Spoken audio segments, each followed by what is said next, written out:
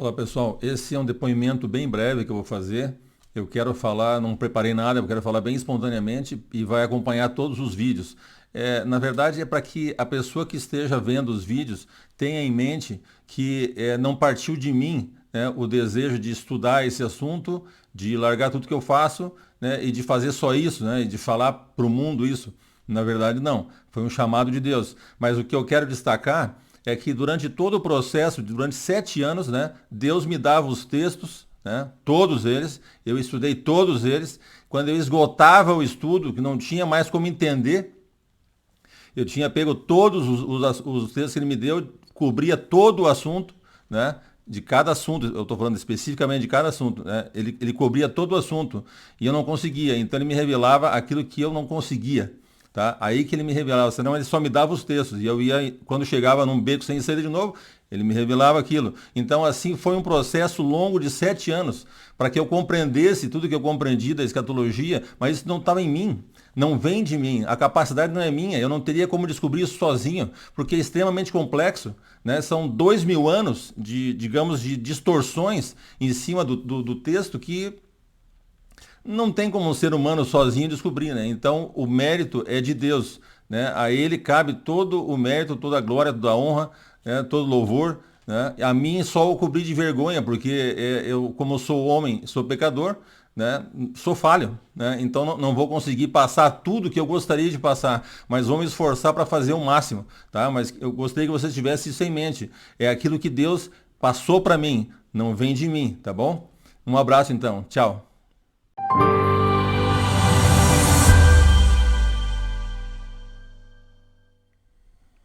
Olá pessoal, sejam muito bem-vindos ao canal Oráculos de Deus. Para quem não me conhece, meu nome é Carlos e se você gostar do vídeo, você pode dar o like, se inscrever, porque isso ajuda a que o vídeo se espalhe mais, né? A plataforma entende que está sendo relevante e espalha para mais pessoas. Então, o vídeo de hoje, na verdade, é o terceiro vídeo da queda da Babilônia moderna, né? Então, ela é uma guerra que não aconteceu ainda, é futura, certo? É uma profecia. Mas nós estamos agora vivendo hoje, no quarto dia da guerra, né, ali na Ucrânia, Rússia e Ucrânia. Então, e OTAN está envolvido em uma série de coisas, né? Eu queria aproveitar esse momento só para fazer um esclarecimento, assim, para que vocês pensem um pouquinho e comecem a entender como vai ser o cenário final, tá? Porque eu tenho falado que o que acontece é o Islã vai atacar Israel, claro, mas e outras coisas também. Mas o Islã vai conseguir o poder na Rússia. Então vocês começam a pensar o que está acontecendo agora. Agora, a União Europeia inteira e os Estados Unidos estão tentando encurralar a Rússia. Então veja, a União Europeia ela fechou o espaço aéreo total. Então não tem como um avião russo passar ali pela Europa para ir para o Ocidente. Vocês entendem o bloqueio? E o bloqueio econômico também, até congelando reserva que ele tem. Então, é bem complicado. Né? É por isso que ele falou assim, bom, a coisa está ficando, né, agressiva de uma forma que ele botou em alerta as forças dissuasórias, que seriam essas? As armas atômicas, certo? Esse é o problema. Ele não vai, porque existe a ideia de que vamos estrangulá-lo, né? Fazer ele andar numa guerra, se arrastar, e aí fechar ele economicamente para que ele se enfraqueça. Antes de se enfraquecer, evidentemente ele vai usar as armas. É esse o problema. Mas não é essa a ideia. A ideia seria assim, o que aconteceu? A Europa inteira, né, e os Estados Unidos bloquearam ele, certo? Então ele ficou isolado no Oriente. E aonde que ele está fora da Rússia? Qual é o outro lugar onde ele está fora da Rússia? Com presença direta. Veja bem, na Síria, do lado de Israel. Tá? É só isso. Então veja, hoje a Rússia seria o único país capaz de fazer um acordo de paz no Oriente e ser respeitado. Porque ele é respeitado por todos. Então veja, se isso acontecer, é a profecia, é exatamente o que a profecia diz. Se a besta toma o poder na Rússia, Israel confia, porque eles agora têm um acordo muito bom, razoavelmente bom, né? ali na Síria para que Israel se defenda e vá lá fazer ataques quando estão trazendo arma atômica ou fazendo outras coisas que vão prejudicá-los. Então ele faz vistas grossas, certo? Eles têm um acordo tácito ali. Agora, o que acontece? Quando acontecer isso, né, não vai ser o Vladimir Putin que vai estar lá. Um chama Putin, eu acho que é isso em outra língua. Né? Esse é o problema, não é ele. Vai ser um islâmico. Mas mesmo assim, como é uma superpotência, eles vão confiar e vão fazer um acordo de paz. O acordo de paz dura 3 anos e meio, daí vem o ataque. Depois do ataque tem mais 3 anos e meio. Claro que, como sempre digo, não são anos de 365, então vai dar quase 20 e poucos dias a menos. E também Deus disse que Jesus falou que ia encurtar isso aí, né? Se ele encurtar, enfim, não sei, pode ser qualquer coisa, né? Ninguém sabe. Tá? Digamos, o tipo que foi antigo, foi no quarto, foi 3 anos, né? 3 anos e 10 dias. Então não dá para saber. Tá? Então esse período, ele vai ter até a volta de Cristo. Aí os dois vão se encontrar, os exércitos. Na guerra final, né, vai ter o apoio da China, que é o que está hoje acontecendo. Quem dá apoio para a China e tá falando contra essas sanções e contra tudo isso? A China dá apoio para a Rússia, certo? Então a Rússia apoia a China, sem dúvida. Tá certo? Então, e os islâmicos? Os islâmicos, historicamente, sempre nas guerras contra Israel, nas 3 principais guerras, né? Eles foram apoiados pela Rússia, com arma, com munição, com armas de tecnologia, aviões, tudo. Eles armavam muito bem armados. De forma que os Estados Unidos armava Israel. Hoje, com esse governo, já é mais complicado. Acredito que não aconteceria. Certo? Armava Israel, mas sempre menos. Então Israel tinha 1/3 da força dos outros países juntos, né? E vencia, certo? Aí lógico que é Deus. Então é isso que eu quero que vocês imaginem. O Oriente isolado do Ocidente. Não tem quem ajude Israel. Certo? Um acordo de paz, eles confiam, e aí acontece tudo. Todo mundo islâmico grudado com a Rússia. Com raras exceções, né? Lógico, ele se pegar, por exemplo, a Arábia Saudita hoje é mais sócia do Ocidente do que do Oriente, né? Mas isso é um problema, porque ela vai ser atacada. E a destruição de Babilônia vai ser ali, no território dela. É esse o problema, tá? Então, uma exceção. A maior parte dos muçulmanos, dos islâmicos, estão aliados com a Rússia. E, consequentemente, com a China. Então a China está começando a entrar também nisso aí, certo? E Israel está ficando isolado. O Ocidente vai se isolar, né? Vai ter pouca chance de dar palpite ali, e ele vai ficar na mão desse conglomerado aí. A China vai ser aliada, mas vem no final. E eles vêm com um exército muito grande no começo, e depois a China apoia na luta final, que aí vai ser com Cristo, né? Tá? Só queria que vocês entendessem que esse bloqueio houve agora. Né?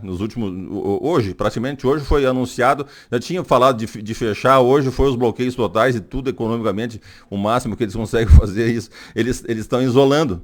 E ele fica, daí o quê? Ele fica com todo o poderio dele para agir no Oriente. Mas como vai acontecer um islâmico pegar o poder lá, a gente não sabe. Isso é uma coisa que vai acontecer. Quando acontecer, a gente vai saber como foi, né? Não tem esse detalhe exato, certo? A Bíblia não fala isso. Tá bom? Eu queria só que vocês raciocinassem, olhassem o tabuleiro e vissem, então é isso aqui, ó. Isola o Oriente e é isso que vai acontecer. O Putin já está ali na Síria, né? Vizinho do norte de Israel, dominado pela Rússia, não tem dúvida, tá? Então tá tudo em casa, tá tudo certo. A profecia, ela tá criando forma, certo? Então vamos tentar fazer a sequência aqui então. Hoje vai ser o vídeo 3. Quem destruirá a Babilônia? É interessante. A gente vai ver quem destruirá. Só lembrando, no vídeo anterior, eu falei, não sei se foi na parte 1, na parte 2, acho que foi na parte 1 do vídeo anterior, do vídeo 2. Onde ele está, onde está a Babilônia? A Babilônia está no deserto junto ao mar, né? Então vocês lembram que eu mostrei no mapa, no Google Earth, você tem o norte da África todo, é o maior deserto do mundo, que é o deserto do Saara. e depois ele é cortado pelo Mar Vermelho, porque o deserto é o mesmo terreno que continua na Península Arábica. Exatamente o mesmo terreno que continua, é exatamente igual. A cor é tudo igual, certo? Porque é arenoso. Então você tem exatamente o mesmo desenho, só que cortou, né, com o Mar Vermelho. E vai ser ali perto do Mar Vermelho onde fica Meca, né? Então ali está a Babilônia. Tá certo? Não está num lugar cheio no meio da Europa, dentro de uma cidade cheio de plantas, de verde, por tudo tecando. Não é isso aí. A profecia não fala disso. Nada, né?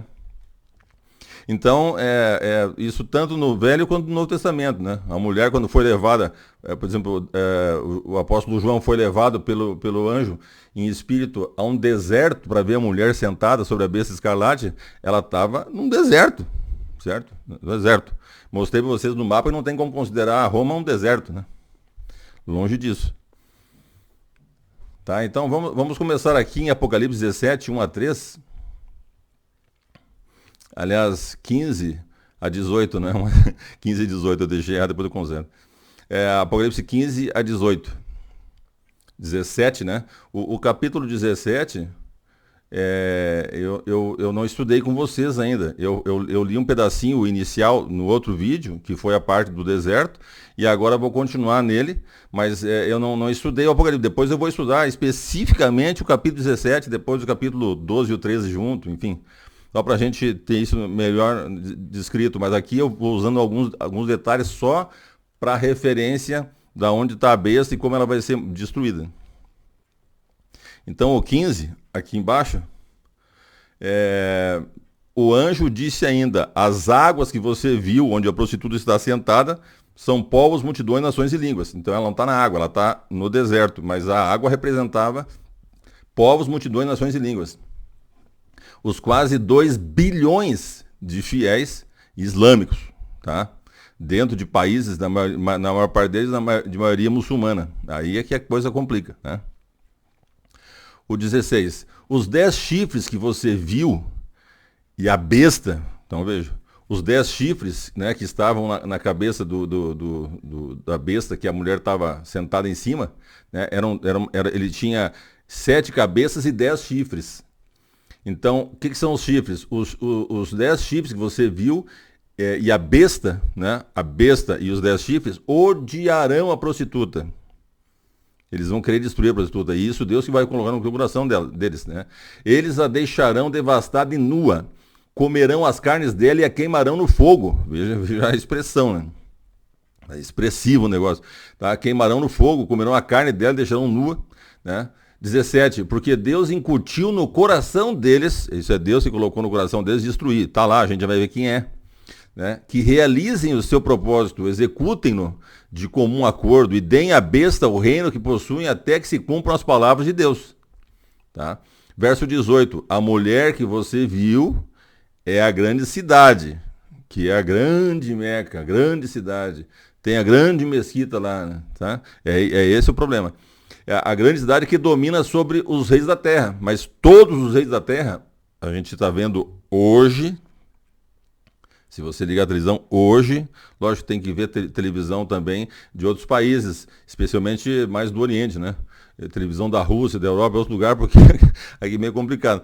Mas enfim, você vai ver que o mundo está dividido. Estão tentando encurralar mas é uma superpotência. A China está do lado dele, daí fica complicado, aí desloca tudo, né? Enfim, não tem ninguém que mande, só nos 1000 anos, no reino de Cristo, é que vai haver um só soberano na terra, só. A gente vai ver ainda hoje também, só uma menção a isso. Então, a mulher que você viu é a grande cidade que domina sobre os reis da terra. Esses reis da terra são os reis das terras, né, dos países islâmicos, onde reina a Sharia, as mesquitas, todos são islâmicos, e é isso aí. Eles mandam lá, mas vão conseguir o poder na Rússia, mais o poder bélico, né? Acho que não vai dar tempo, antes da volta de Cristo, de converter todo mundo para o Islã, não é isso, não é esse o problema. Vamos conseguir o poder, para usar o poder bélico para destruição, para enfrentar, porque todas as vezes, com muito mais armas e soldados, eles apanharam de Israel.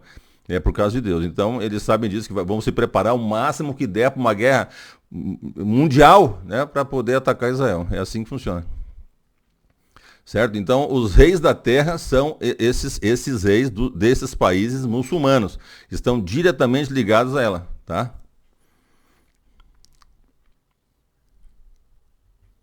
Então, aqui eu vou falar com você sobre Edom. É um negócio que eu quero explicar porque é importante a gente entender bem isso aqui. Eu tinha até mostrado no outro estudo, eu tinha posto uma linha branca para sair lá de Abraão, né? Abraão está aqui, ó, no vídeo para vocês, tá? Tá desse lado. Abraão e Agar, Sara e Quetura estão em volta, né? Então, quando você sai de Abraão, você tem o primeiro filho foi Ismael, e Deus deu 12 tribos para ele também. Depois, o segundo filho foi o de Sara, que foi Isaac. Isaac deu Jacó, Deus chamou Jacó de Israel, aí ele vai para as 12 tribos, tá? Das 12 tribos, Judá sai Davi, e Davi sai Jesus, tá? Pronto. E para baixo, Quetura. Quetura deu 6 filhos. Então, veja, ele teve um filho, teve Ismael com Agar, teve Isaac com Sara, e depois teve 6 filhos de Quetura. Entre eles Midian, por exemplo, né?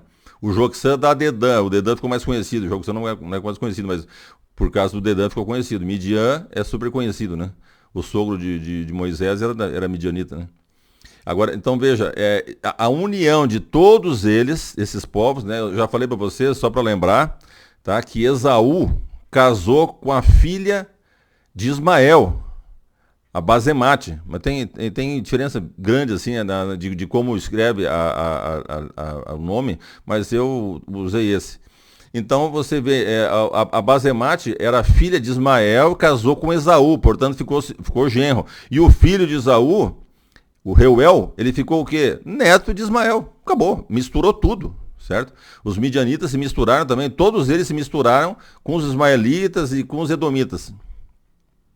Tá? Essa mistura é o povo árabe. Não tem, o que é o árabe? O árabe é descendente de quem? De vários. O árabe significa mistura, misto, misturado, né? Então, é por isso que o nome já significa isso.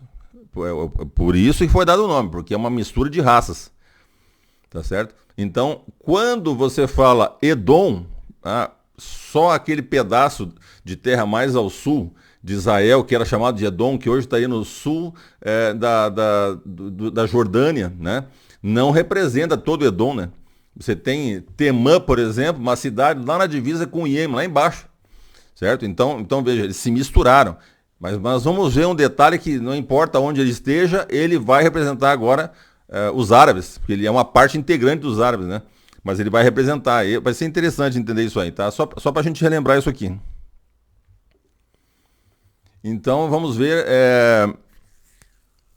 Eu vou fazer uma sequência com vocês para vocês entenderem a história. Não vou fazer a história de Edom, que é muito mais longa, mas uma sequenciazinha para a gente ter uma noção até o final, quando acabou, né? Então vejam, em 701. Só lembrando, em 722, em 722, os assírios atacaram as 10 tribos do norte de Israel, né? Eles já tinham dividido, né? Depois da morte de Salomão, eles se dividiram, né? Então, eles atacaram e levaram embora as 10 tribos do norte. E aí depois deixaram muito pouca gente ali, trouxeram gente de outro lugar, botaram ali e virou o que eles chamam de samaritanos, né? E depois, em 701, eles entraram na Judéia, no território de Judá, né, que era a parte sul de Israel. E nessa parte sul eles pegaram todas as cidades fortificadas e mais as cidades que não eram fortificadas, varreram tudo. Dominaram todas, destruíram todas, pegaram tudo que puderam, levaram gente como escravo, mataram muita gente, fizeram uma destruição geral. Então sobrou muito pouco. Daí depois, por isso Deus fala que daí saem pessoas de Jerusalém para povoar novamente o estado todo de Israel. A nação, sabe? Porque destruiu tudo. Só não destruiu Jerusalém. Por quê? Porque quando ele começou a prometer que ia destruir Jerusalém, ele se ensoberbeceu demais. então ofendeu a Deus. Aí a Bíblia fala que Deus mandou o profeta dizer que ele não ia jogar uma flecha sequer lá, tá? E pelo caminho que ele veio, ele voltaria. Além disso, ele foi lá, saiu naquela noite e matou 185 mil soldados assírios. Chega? É coisa, né? O Senaqueribe acordou, viu aquilo e foi embora, tá? Depois foi morto pelos próprios filhos lá, né? Adorando o Deus dele na Síria. Tá? Então, veja, 701, quando Senaqueribe atacou Judá, ele destruiu praticamente Judá, o que enfraqueceu muito, porque Jerusalém permaneceu forte, mas o resto do país estava tudo fraco. Então, isso fez com que os edomitas se aproveitassem, entraram, pegaram toda aquela região do sul de Israel, onde tinha os fortes que eles usavam para poder segurar os inimigos, eles pegaram tudo para eles. Dominaram muita coisa. Israel ficou fragilizado, né? Depois disso, você pega 586 foi a destruição de Jerusalém no tempo de Nabucodonosor, né? Porque o primeiro cerco foi em 605, depois 597, daí nesse caso foi o rei, foi o Ezequiel, né? Foi Ezequiel, porque em 605 foi Daniel e seus 3 companheiros. Depois foi o rei, foi Ezequiel nesse período, né? Que era sacerdote, depois foi chamado lá para ser profeta. Jeremias ficou em Jerusalém e Daniel já estava lá. Então ficou Ezequiel com os cativos, Daniel com Nabucodonosor lá na Babilônia e Jeremias em Jerusalém. Tinha 3 profetas naquele momento, né? Porque era um momento importante. Tá? E daí quando chegou em 582, eles novamente traíram Nabucodonosor, daí ele falou, agora tem que destruir, né? Ele mandou o Nebuzaradã lá, o general dele lá, e ele acabou com tudo. Ele destruiu os muros, queimou a cidade, queimou os prédios principais, né? Queimou o templo, né? Destruiu tudo, o palácio e outras coisas, foi terrível, certo? Nessa ocasião, Israel enfraqueceu, então os edomitas, bom, vamos aproveitar, só que o problema é que 4 anos depois, ele desceu de novo naquela região e reafirmou o poder dele e já enfraqueceu muito os edomitas também. Não matou tudo, mas enfraqueceu, porque o negócio era deixar alguns ali para ser uma espécie de tampão para o avanço, caso o Egito quisesse atacar, né? Tinha pelo menos alguma resistência ali. Essa é a ideia dele, mas enfraqueceu bastante. Então deu uma controlada, deu uma equilibradinha, né? Não muito. Então depois, em 167, né? 167, os macabeus, né? A resistência dos macabeus começou porque o 8º rei dos Seleucidas, né? Antigo foi o 4º, ele atacou o templo. Israel destruiu tudo, mas não destruiu o templo, né? Ele destruiu a religião deles. Ele profanou o templo e botou pena de morte para quem não obedecesse para fazer as profanações. Foi terrível, matou muita gente.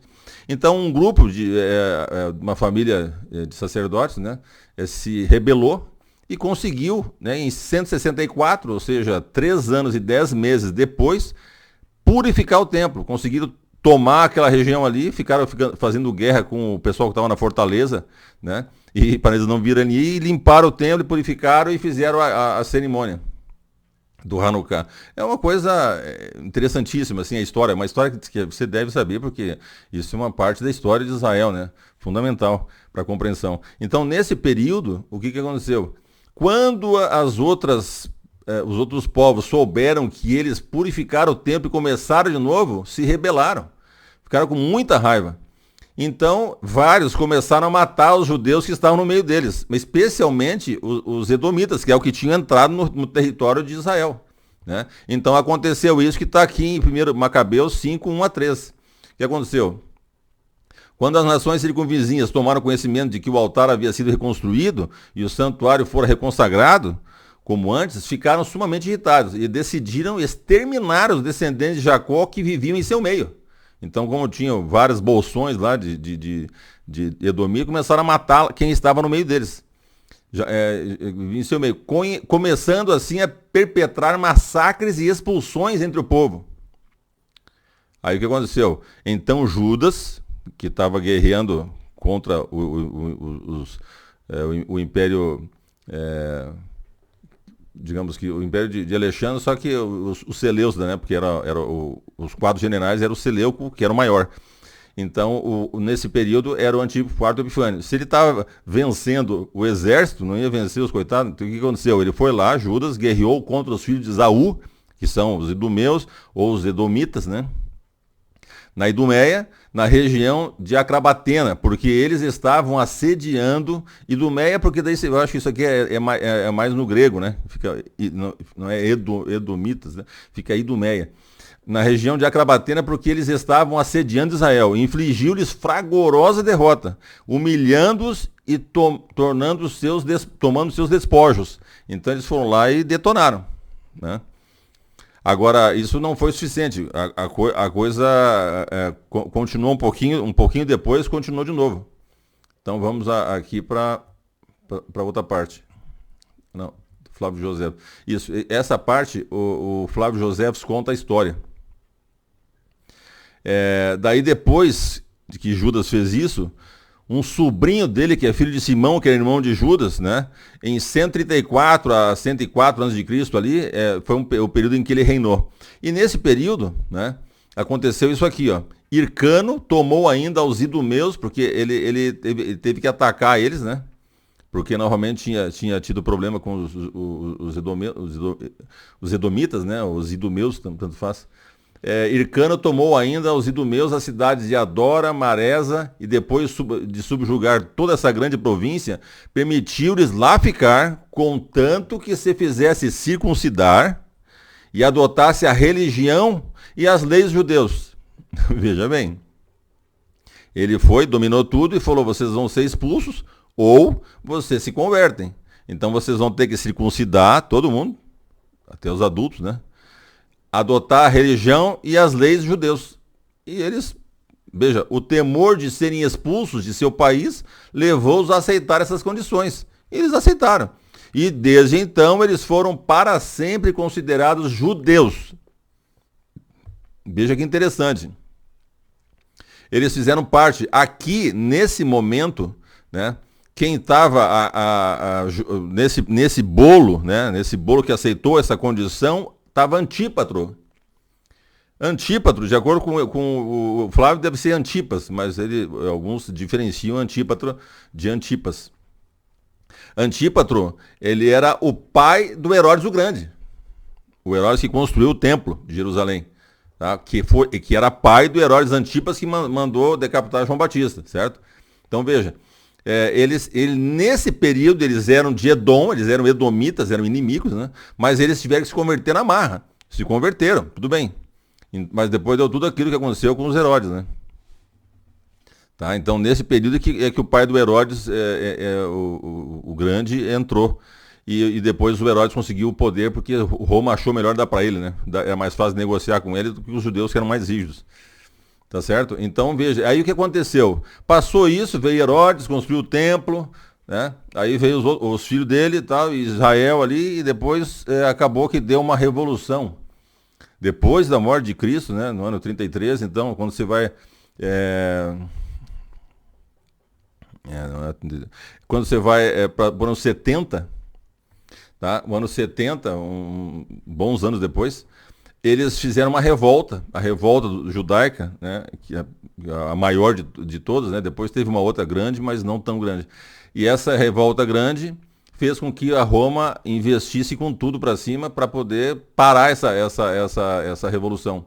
Muita gente morreu, eles não se entregavam, né? Mas aí quando foram ali em Jerusalém, que ele não queria que tocasse no templo, e queria só entrar ali para dominar eles ali, para parar a bagunça. Mas não teve jeito.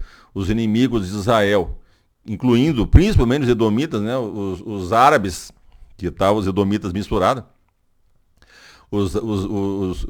mas aí por sangue, né? Não porque os edomitas já tinham sido absorvidos por Israel, tá? Foram absorvidos naquela situação do Hircano ali, né?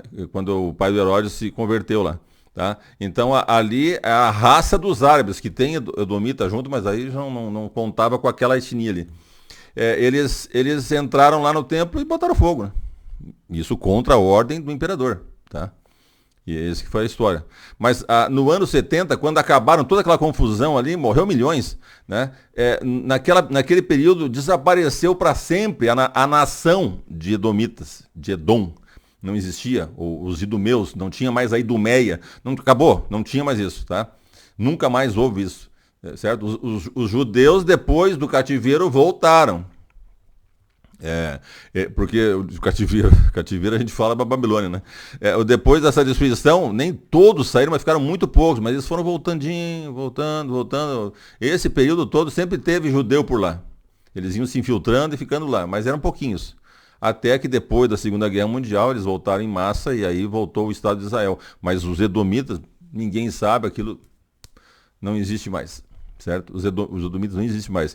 Então, se Edom não existe mais, como que a gente poderia dizer então que na volta de Cristo, né, os edomitas vão ser destruídos? Não faz sentido, né? Não, veja bem, é mais ou menos como Babilônia. Babilônia não existe mais faz muito tempo. Tá? Em 539 ela foi destruída. Finalzinho de 539. Ela foi destruída. Né? Destruída não, desculpa. Conquistada. Foi conquistada, mas não foi destruída. Continuou. A cidade continuou intacta. Não morreu ninguém, quase, não aconteceu nada. Né? Então ela foi conquistada, mas continuou. Né? Continuou. E foi indo. Todos os que passaram, por exemplo, os Seleucidas usaram como capital, né? Ela continuou, certo? Até o reino Abássida. Quando eles dominaram lá, ninguém mais sabe onde é que foi, certo? Então ela ficou quase 1000 anos ainda sendo usada como cidade. Às vezes tinha umas guerras lá, destruiu uma parte, às vezes quando destruíam, ela ficou inteira. Ela só foi destruída realmente em algum período que ninguém sabe, porque os islâmicos não aceitam nada que seja sagrado para alguma coisa. Então passou a bola para Meca, né? Destruíram lá. Provavelmente levaram a pedra negra, que tinha uma lá, caída do céu, um meteoro grande, levaram para Meca. Provavelmente seja, no tempo dos Abássidas, sei lá. Enfim, não tem como saber, né? Ela desaparecia em algum momento, mas quase 1000 anos, exatamente próximo a 1000 anos depois que ela caiu sob Ciro. Aquilo continuou exatamente normal, ninguém destruiu nada, não tocou uma flecha lá, nada, certo? Então ela não foi destruída, ela foi conquistada, certo? Então, como é que ela pode ser destruída agora no final, se ela já não existe mais? Porque ela simboliza, certo? Então, veja, ela simboliza a religião pagã, a religião falsa, que parece uma religião centrada, né, em Deus e tal, mas não é, ela é totalmente falsa. Então, veja, na mesma forma, quando se refere aos árabes, né, os Edom, que foi um grande inimigo, mas depois foi reabsorvido, não existe mais. Mas ele sempre foi inimigo, desde o primeiro, né? Desde o filho dele, Amaleque, foi o primeiro a atacar Israel gratuitamente, desde o começo. Então, ele serve como símbolo dos árabes como inimigo de Israel. Tá? Então fala Edom, né? O coisa assim vai ser destruído, mas Edom já não existe mais, mas vai ser destruído porque ele tá ele é parte digamos, geneticamente, né? Da etnia dos árabes. É uma parte indivisível, não tem como tirar. Enfiado junto lá já no começo, já com Ismael e tudo. Tá? Então, quando fala Edom, está falando dos árabes, porque ele é um pedaço dos árabes, representa uma mistura que é uma parte da mistura. Tá certo? Se você não entender isso, as profecias não fazem sentido, né? Elas começam a fazer sentido quando você entende esse conceito. Tá? Eu botei até aqui Ezequiel 38, 8 e 21, para a gente relembrar lá do que acontece Gog e Magog, que vem lá da Rússia, porque é a mesma coisa. Né? É a mesma coisa que vai acontecer de novo, só que aqui com outra linguagem, né? A Bíblia é rica, né? Usa linguagens diferentes para falar a mesma coisa, às vezes para não ficar cansativo também, né? Então veja lá, aqui embaixo, né? Ezequiel 38, 8 e 21. Cujo povo foi reunido dentre muitos povos sobre os montes de Israel, ou seja, Israel foi reunido de muitos povos depois da Segunda Guerra Mundial e voltaram para os montes de Israel. Veja, ocuparam a terra e tornaram-se uma nação. 21. Convocarei a espada contra Gog em todos os meus montes, diz o Senhor Deus. A espada de cada um se voltará contra o seu próximo. Então Deus vai reuni-los lá e convocar a espada em cima deles. Nos montes, não dá pra gente procurar um monte. Nos montes, tem até luta que vai ser no vale. Tudo, é muita gente, né? Enche o território deles, é muito pequeno. Agora Isaías 34, já na outra linguagem, mesma coisa. Isaías 34, 1 a 5, 8 a 10. Aproximem-se, ó nações, para ouvir, e vocês, povos, escutem. Que a terra e a sua plenitude ouçam. Que o mundo e tudo que ele produz escutem. Porque a indignação do Senhor está contra todas as nações. Essa contra todas as nações são essas nações que estavam isoladas do Ocidente. Porque inclui ali a Rússia, os islâmicos, todos e Israel. Certo? É isso, senão a gente se perde. E o seu furor está contra todo o exército delas. Ele as destinou para a destruição e as entregou à matança. Não que não possa haver uma guerra e também joga arma atômica e mata muita gente. Isso não é isso. O negócio é só identificar onde é que está a guerra direta com os inimigos de Israel. Tá? Não estão no Ocidente, né? Os mortos deles serão lançados fora dos seus cadáveres, subirá o mau cheiro e os montes se inundarão de sangue deles, né? Os montes de Israel, né? Porque vão estar lá para guerrear, eles vêm lá. Certo? Agora verso 4, continuação. Todo o exército dos céus se dissolverá. Opa, o exército dos céus são as estrelas e os planetas, enfim, né? O planeta daqui parece estrela, né? Todo o exército do céu se dissolverá, e os céus se enrolarão com um pergaminho, porque a porta está fechada, aí de repente abre a volta de Cristo, e todo o exército dos céus cairá. Muita estrela cadente, ou meteorito, sabe lá o que, né? Como cai a folha da videira e a folha da figueira. E isso não aconteceu em larga escala lá na volta de Cristo, não aconteceu ainda, porque isso aqui identifica, quando a gente bate o olho, que o sol não dará a sua luz, a lua esconderá a sua claridade, as estrelas do céu cairão e os céus serão abalados, né, os fundamentos do céu. Tudo isso é linguagem escatológica, é linguagem da volta de Cristo. A gente chama na medicina de patognomônico, né? Quando você olha, identifica a doença. Se tem um sintoma só, ele é característico daquela doença. Se tiver aquele sintoma, é aquela doença. Né? O diacrítico significa a mesma coisa, né? Ele mostra ali, divide das outras, separa. Isso aqui é a volta de Cristo, para a gente entender. Tá? Então ele está dentro do conceito da volta de Cristo aqui. Aí vem o 5. Porque a minha espada se embriagou nos céus. Eis que para exercer juízo ela desce sobre Edom, que é o povo islâmico, que é o povo árabe. Mas o árabe conquistou e criou o islamismo, então representa, né?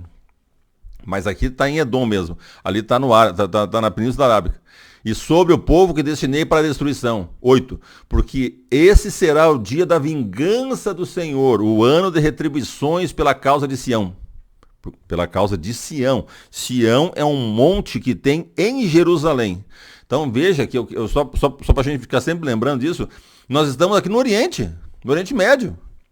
Não tem nada em Roma, na Europa, nos Estados Unidos, não. Nós estamos aqui. Esse é o lugar, o lugar da guerra, quando vem Cristo. Não tem como a gente fugir, porque não existe outro conceito, é só esse que existe na Bíblia.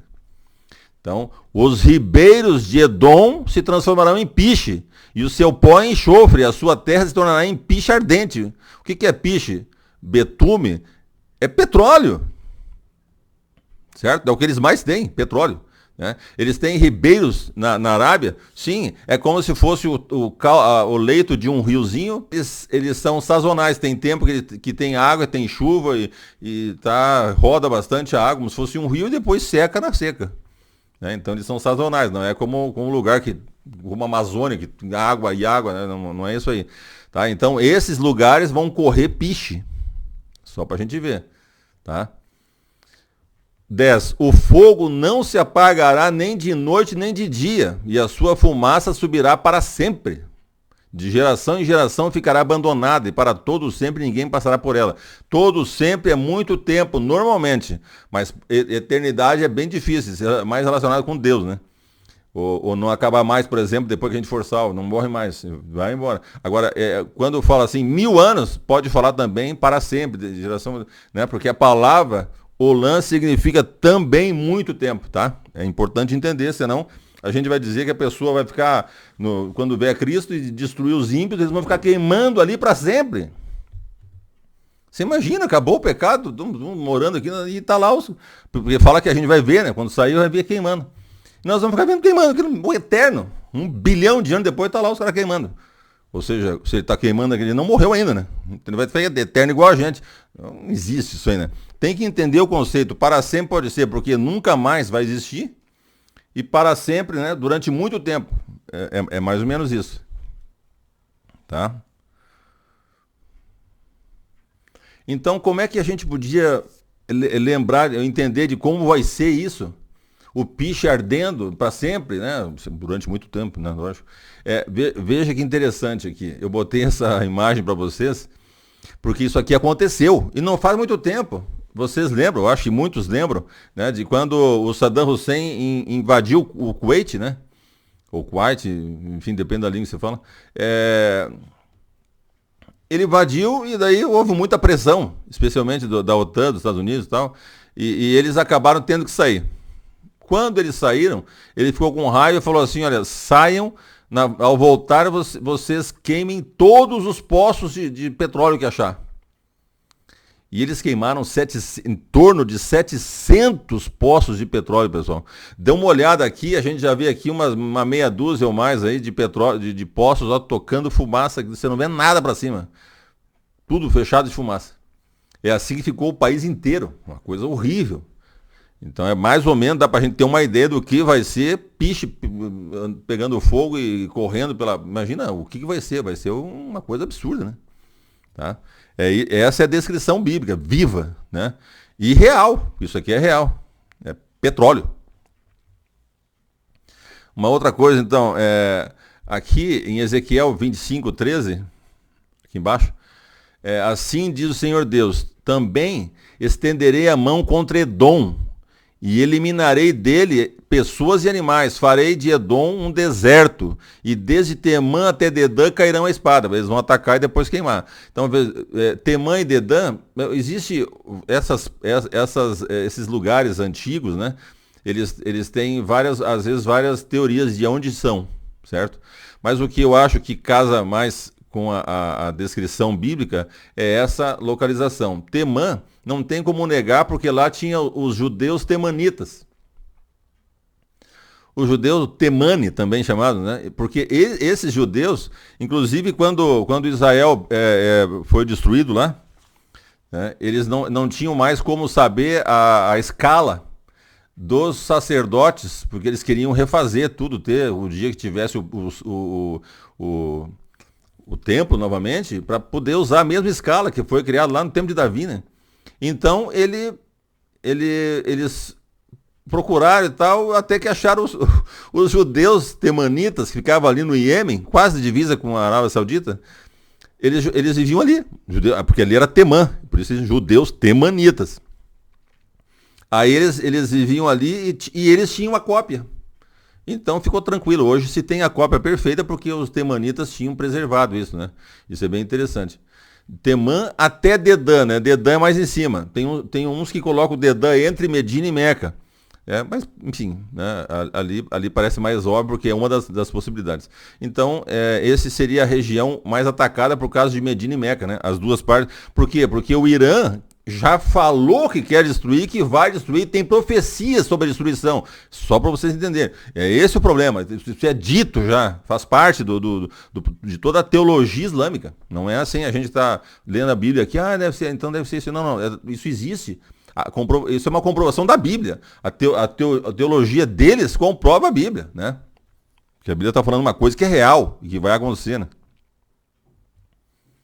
Tá certo? Então veja que Temã vem de Esaú, né? Esaú teve um filho com Ada, né? Elifas, e daí saiu Temã, o mais velho. Amaleque saiu de uma concubina do Elifas. Né? Então, o Temã é aquele dos temanitas lá dos judeus embaixo, lá no Iêmen. E o Dedã, mais acima, que era descendente de Joxã, que ficava mais acima realmente. Porque veja que os midianitas, eles eram dali, naquela região mais noroeste da Arábia, da Península Arábica, né? Então ele está próximo à região onde ficavam os midianitas. Provavelmente seja ali, né? É uma das possibilidades, que eu acho boa possibilidade. Tá? Então vamos dar uma olhadinha agora na Arábia ainda, né? Nós vamos ainda falando da Arábia, que pode falar de várias formas. Uma delas é Edom, né? Vamos ver aqui em Apocalipse. Apocalipse 14, aqui embaixo, agora. 14, verso 8. E Apocalipse 18, verso 2. Né? Então 14, 8 fala o seguinte. Seguiu-se outro anjo, o segundo, dizendo, caiu a grande Babilônia, que fez com que todas as nações bebessem do vinho do furor da sua prostituição. A gente já estudou isso no outro vídeo. Tá? Então, que as doutrinas falsas, enfim, toda aquela confusão.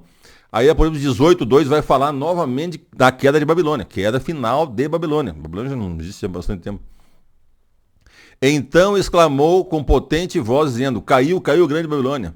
Ela se tornou morada de demônios, refúgio de toda espécie de espírito imundo, e esconderijo de todo tipo de ave imunda e detestável. Certo? E a Babilônia, a gente sabe que é o Islã, né? A Babilônia especificamente é Meca, né? Que é a mãe de todas as cidades islâmicas, né? Da religião falsa. Esse é o problema. Isaías, agora do lado aqui. Do lado. Isaías 21, 1, 2 e 9. Sentença contra o deserto junto ao mar. Ó lá.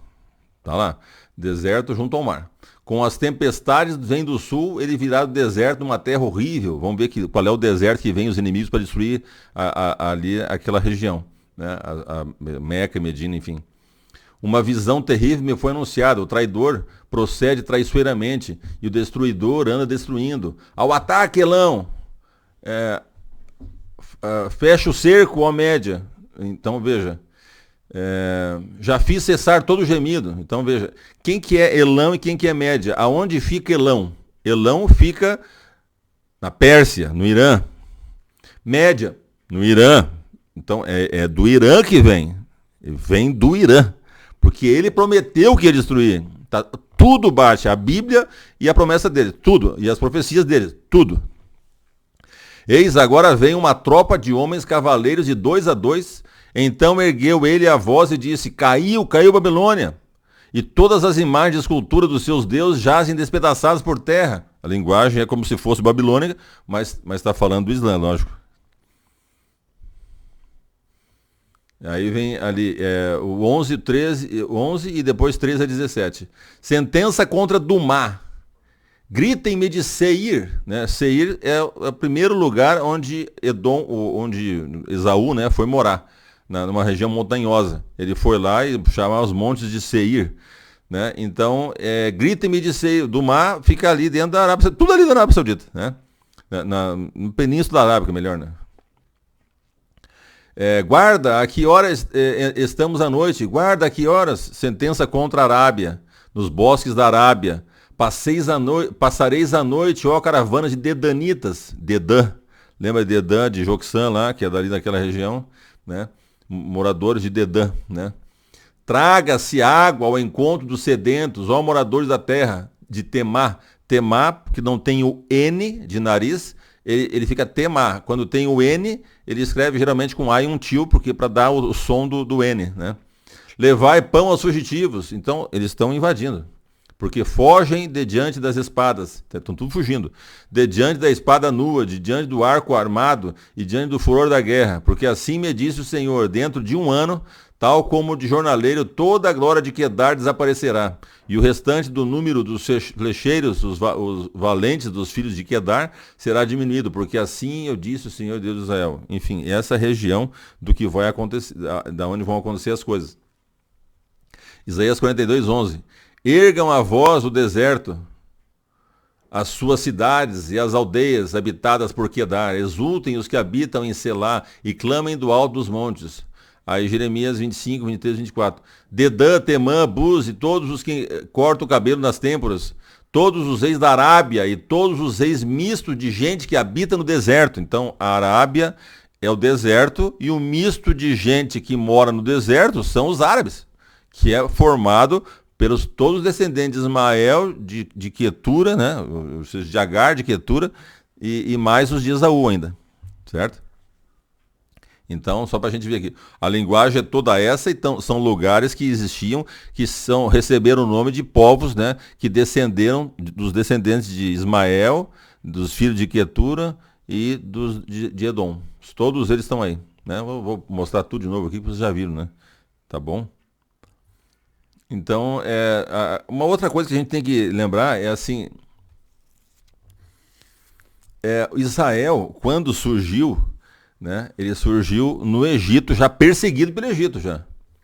Teve que ser arrancado com poder por Deus, né? Tá certo? Ele já começou perseguido pelo Egito. Aí foi para a terra, tinha os inimigos perseguindo o tempo. Eles nunca deixaram de ser perseguidos, pessoal, nunca. Passavam períodos bons, mas nunca deixaram de ser perseguidos ao longo da história. É muito interessante. Por quê? Porque é o povo de Deus. E quem era o príncipe desse mundo? O diabo. Portanto, ele ia perseguir o povo de Deus. Ele ia querer a terra de Deus. É assim que funciona. É só isso. Então, peguei um trecho do Salmo, só para a gente perceber como é que é a dinâmica. Assim, né? Invoco o Senhor, aqui embaixo, né? Invoco o Senhor digno de ser louvado e serei salvo dos meus inimigos.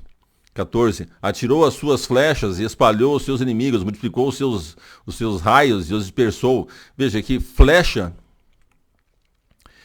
pode ser usado, por exemplo, usa para Ciro, quando a espada e a flecha, o Ciro usava, que foi enviado por Deus.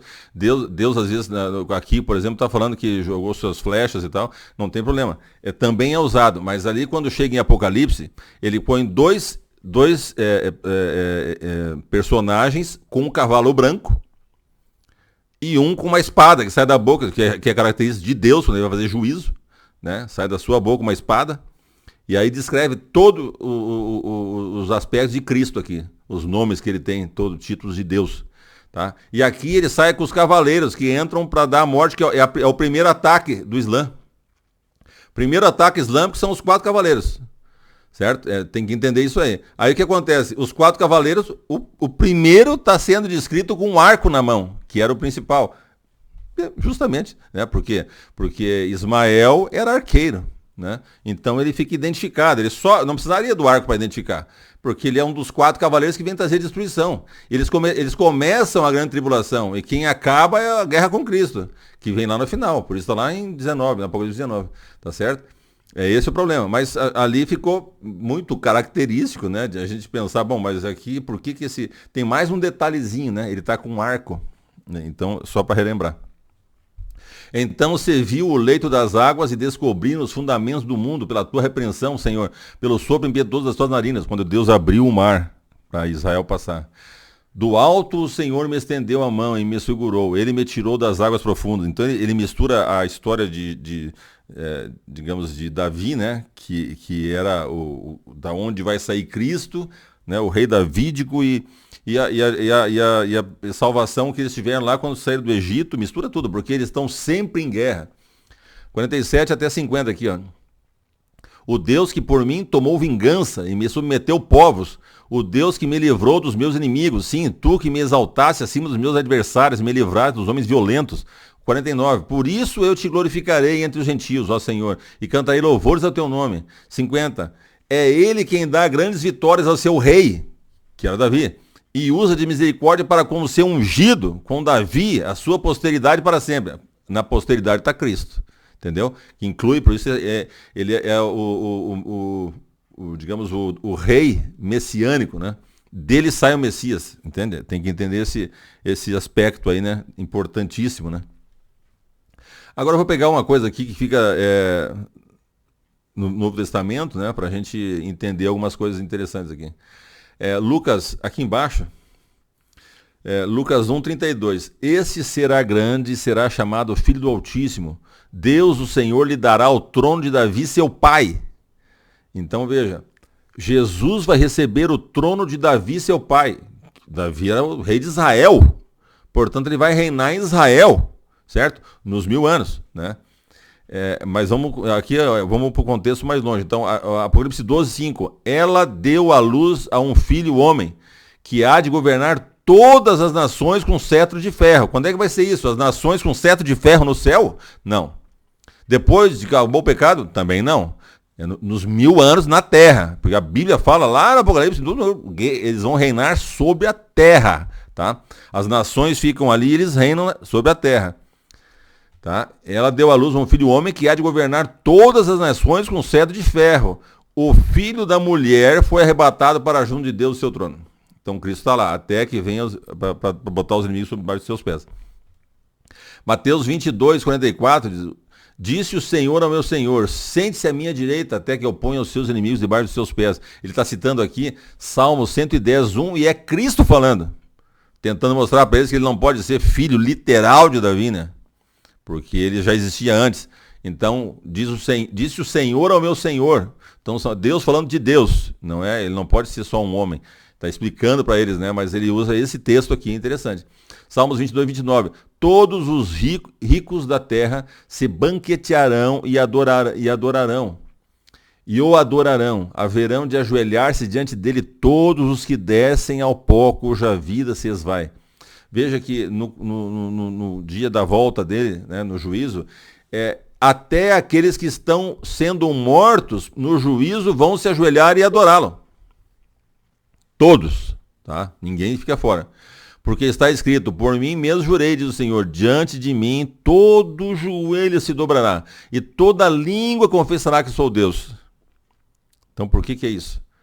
Isso aqui, confessará que sou Deus, ninguém duvida que Deus o Pai é Deus, mas sim que o Filho é Deus, especialmente os judeus. Né? Então vamos lá em Filipenses 2:10-11. Para que ao nome de Jesus se dobre todo o joelho. Então é Jesus, tá? Nos céus, na terra e debaixo da terra. Toda língua confesse que Jesus Cristo é Senhor para a glória de Deus Pai. Então, os dois são Deus, mas Deus Pai quer que seja adorado Jesus para que reconheçam a divindade dele. Porque na primeira vez reconheceram a humanidade, né? Mas não reconheceram a divindade. Não é todos, lógico. Já falei que tem 1 milhão de judeus, né, no mundo que acreditam que Cristo é o Deus, né? É o Messias, tá? Então agora uma coisa bem específica aqui, que é o Hezbollah e o Hamas. Nós vamos falar sobre o Hezbollah e o Hamas, né? Aonde fica o Hamas? Na faixa de Gaza, certo? Fica jogando bomba em Israel o tempo todo. Eles tiveram que criar aquele sistema para não estar em guerra o tempo todo, né? Não tem como, certo? E o Hezbollah fica no Líbano. É complicado. Então, os dois são mencionados na Bíblia. Vejam que interessante.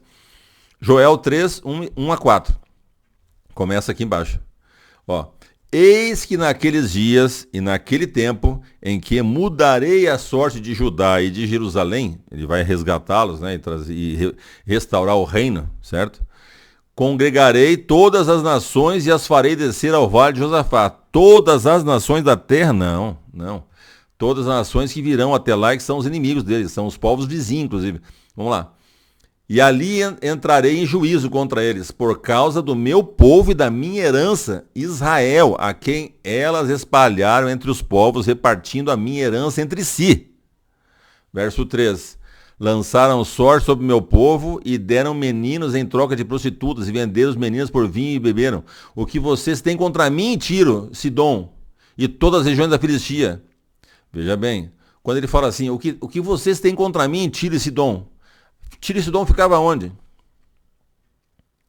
Onde ficavam os filisteus. Desculpa, onde ficava o Líbano. Tá? No Líbano, até hoje, tem a cidade de Tiro, né? Sidom, acho que também, elas são cidades portuárias ali, né? Tá? Então veja, Tiro e Sidom estão lá. Está falando do Líbano, portanto, do Hezbollah. O que vocês têm contra mim?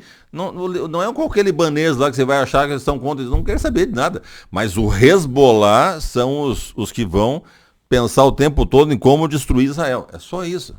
Tá? O que vocês têm contra mim? Porque foi Deus que escolheu aquela terra, eles têm contra ele, então. Né? Tiro e Sidom. E todas as regiões da Filistia. Filistia eram os filisteus que ficavam na faixa de Gaza. Era um pouco maior, mas ficava na faixa de Gaza, certo? Então ele está falando para o Hamas. São os que têm contra ele. O tempo todo só existem. Você pegar lá, quando foi formado o Hamas, o Hezbollah, eles existem para destruir Israel. É só essa a meta deles, destruir Israel. Mas, então isso é contra Deus, porque é o povo de Deus no lugar que Deus escolheu e deu para eles. É complicado. Então, o que vocês têm contra mim, Tiro e Sidom, que seria o Hezbollah, no Líbano, e todas as regiões da Filistia, que seria o Hamas, na faixa de Gaza, estão querendo se vingar de mim? Se é isso que vocês querem, sem demora farei com que essa vingança caia sobre a cabeça de vocês. A coisa vai complicar, né? Vai inverter tudo, certo? Aí vem o verso 9 aqui embaixo de novo, né? Eu vou ler vários, aqui em Joel ainda, Joel 3. Proclamem isto, estamos tudo no mesmo capítulo, tá? Proclamem isto entre as nações. Veja só, declarem guerra santa. O que é guerra santa? Que religião são aquelas pessoas hoje? Todos islâmicos. É jihad, pessoal. Jihad é guerra santa, islâmica. Tá? Declarem guerra santa. E convoque os valentes, que todos os homens de guerra se apresentem, preparem. Ele está chamando, venham. Né? Agora ele vai definir quem é, 11. Lá em cima. Aqui. Todos vocês, povos vizinhos, apresentem-se e venham depressa e reúnam-se ali. Faze descer os teus valentes, ó Senhor, aqui é uma oração, né? Faz descer os teus valentes. Quem são os valentes de Deus? Os valentes de Deus é o exército celestial, que são os anjos, encabeçado por Jesus, lógico, que é o general. Que todas as nações se levantem e sigam para o Vale de Josafá. Ele já deu no 11. Todas as nações que são os povos vizinhos inimigos de Israel. É esse o problema. É esse o assunto ali. Vai trazer as nações do mundo inteiro que nunca nada tiveram contra Israel. Não faz sentido. Tá?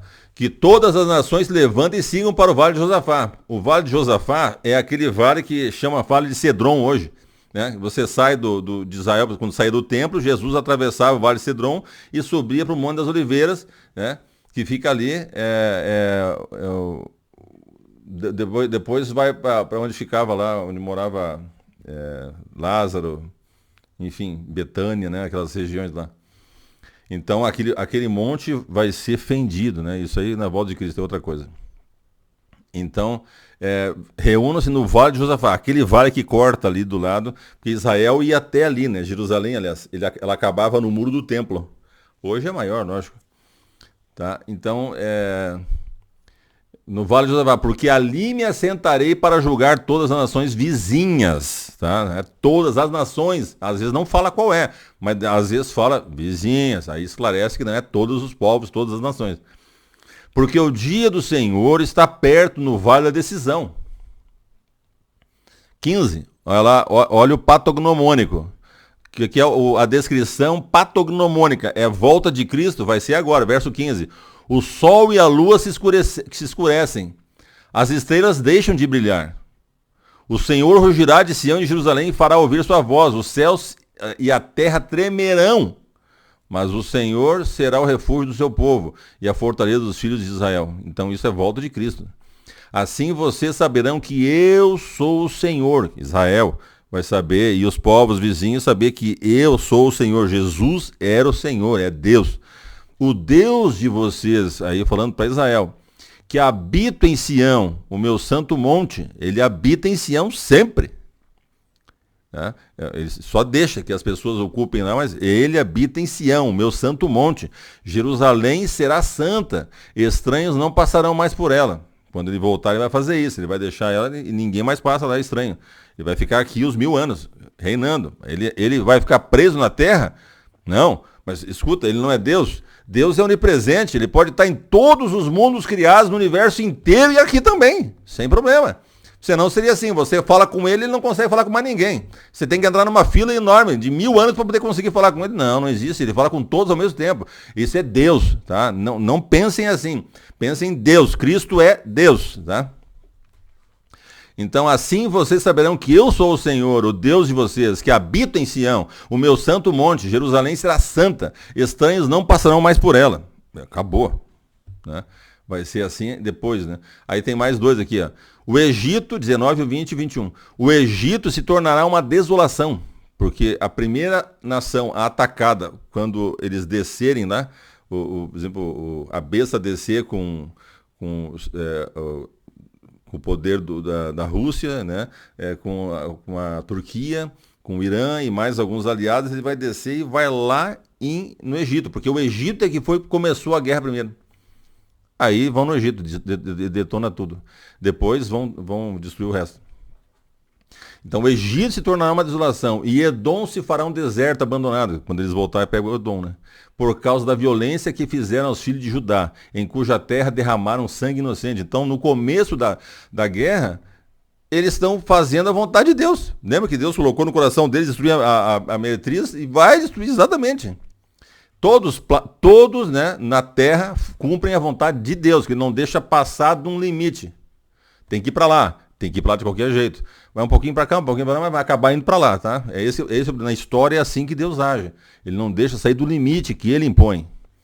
Judá, porém, será habitada para sempre. E sempre o milênio e depois a nova terra vai ser aqui. Então, Judá será habitada para sempre e Jerusalém de geração em geração. De geração em geração é para sempre, né? Porque há muito tempo, 1000 anos. Eu vingarei o sangue deles, que ainda não foi vingado. Por quê? Porque todo mundo destruiu Israel, matou, fez tudo e ele não vingou. Ele vai vingar. E o Senhor habitará em Sião. Portanto, durante os 1000 anos ele habitará em Sião. Todos vão saber disso. Como era antigamente, né? O povo não chegava perto, mas olha, quando levantava a nuvem, eles sabiam que era para sair. Então, quando baixava, eles sabiam que Deus estava lá. Moisés ia lá falar com eles, mas eles tinham medo. É assim que os povos vão respeitar de longe, vão vir de todo o mundo para adorar a Deus ali, meio, né, com todo cuidado, fazendo tudo que tem que fazer, os rituais e tal, e olhando, vendo que lá está a glória. É assim que vai funcionar. Tá? Agora, lembra-se daquele negócio, aqui é uma parte que falava do cálice do vinho, da ira, que era para passar para todos aqueles, para todos beberem. É isso que é uma coisa interessante, vai dar uma olhadinha. Quem são essas nações, né? É interessantíssimo. Tá tudo ali de novo, né? Não tem ninguém de fora. Tá? Apocalipse 18, 2, 3, e depois vamos começar pelo 2. E ele, bradando com voz poderosa, né? Bradou com voz poderosa, caiu a grande Babilônia. Ela se tornou habitação de demônios e anjos de todo espírito, de todo o espírito imundo e toda ave impura e detestável. 3. Pois todas as nações beberam do vinho da fúria da sua prostituição, né? Lá da Babilônia. Os reis da terra se prostituíram com ela, à custa de seu luxo excessivo, negociantes da terra se enriqueceram. Aí o 8. Um segundo anjo seguiu dizendo, caiu a grande Babilônia, que fez todas as nações beberem do vinho da fúria da sua prostituição. E um terceiro anjo seguiu dizendo em alta voz, se alguém adorar a besta e a sua imagem e receber a sua marca na testa ou na mão, também beberá do vinho do furor de Deus, que foi derramado sem mistura no cálice da sua ira. Veja que então tem um cálice da ira de Deus, né? Tem o cálice da prostituição lá e tem o cálice da ira de Deus no juízo. Será ainda atormentado com enxofre ardente na presença dos santos dos anjos do Cordeiro. Tá, então vamos agora ver quem é esse povo. Jeremias 25, 15. Agora Jeremias vai contar a mesma história de novo. Lá no Velho Testamento. Aqui embaixo agora. Eu botei a nova versão internacional. Assim disse o Senhor, Deus de Israel, pegue na minha mão esse cálice com vinho da minha ira e faça com que bebam dele todas as nações a quem eu envio. Verso 15, 16 a 18. Porque assim me disse o Senhor, Deus de Israel, pegue o cálice do vinho do meu furor, que está em minha mão, e faça com que bebam deles todas as nações, as quais eu o enviar. Elas beberão, ficarão tremendo, enlouquecerão por causa da espada, que eu enviarei para o meio delas. Peguei o cálice da mão do Senhor e dei a beber todas as nações as quais o Senhor tinha me enviado. Veja qual foi a primeira, verso 18. Primeira, Jerusalém e a cidade de Judá e seus reis, suas autoridades, para fazer deles uma ruína, objeto de horror, de vaz e maldição, como hoje se vê. Você veja que coisa interessante. como Deus é justo, né? Veja, a primeira nação a beber do cálice da sua ira, por causa dos seus pecados, é a nação dele. Começa pelos filhos. Não tem, ninguém pode reclamar nada, ninguém pode falar nada, nada. Porque ele é extremamente justo. Ele começa por Israel, que é o que mais sofreu ainda. Mas aí no meio da grande tribulação, quando chegar o momento que ele inverte, ele para, já pagou tudo, né? Aí ele tira a taça da ira dele sobre os judeus e aí se volta contra os inimigos, porque eles também pecaram. Aí acabou, tá? É esse o problema. Então, Israel é o primeiro a beber, para que ninguém reclame.